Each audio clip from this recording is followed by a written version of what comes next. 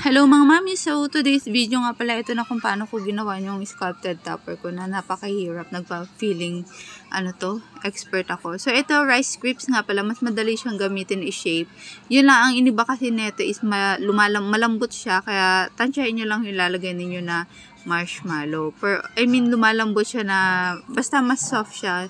Pero mas maganda siya kasi magaan. Ganyan lang naman siya i-shape nyo lang. Tapos pag nilagyan nyo siya ng fondant, slightly magkakaroon niya siya ng bako-bako. Kaya, i-cover nyo lang siya ng konting marshmallow. Pero kahit paano naman, may isi-shape nyo pa din yan siya. Mawala pa din yung bako-bako. Kasi nga, nadudurog din naman yung yung rice crisps na yan. And masarap siyang kainin actually.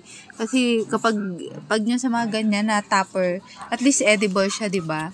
So, ayan na nga, kung mahirap mag-cover ng ng cake sa fondant, ganyan din dyan. Tapos, ang gamit ko dyan, diba, fondant na ako lang din yung may gawa. Malambot dapat siya, hindi siya yung, wag nyo lalagyan ng tylose para kahit pa paano, mas matagal yung time ninyo na i-molde yung mukha niya or i-shape yung mukha niya. Ito ngayon sa part ng nose niya, sobrang nayapan talaga ako.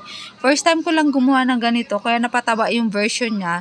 Ay tinatanong nyo kung sino siya. Gusto ko pa hulaan sana sa inyo, kaya lang baka mahirapan kayo kasi hindi ko talaga nakuha yung mukha niya maliban sa balbas. Napalapad kasi yung yung mukha niya, tapos yung liig niya ayaw talagang tumaas, bumababa pa din siya. So ayun na nga, ganyan lang yung ginawa ko. Tiyagaan mo lang din talaga siya sa buhok niya. Ganyan lang, pachi-pachi.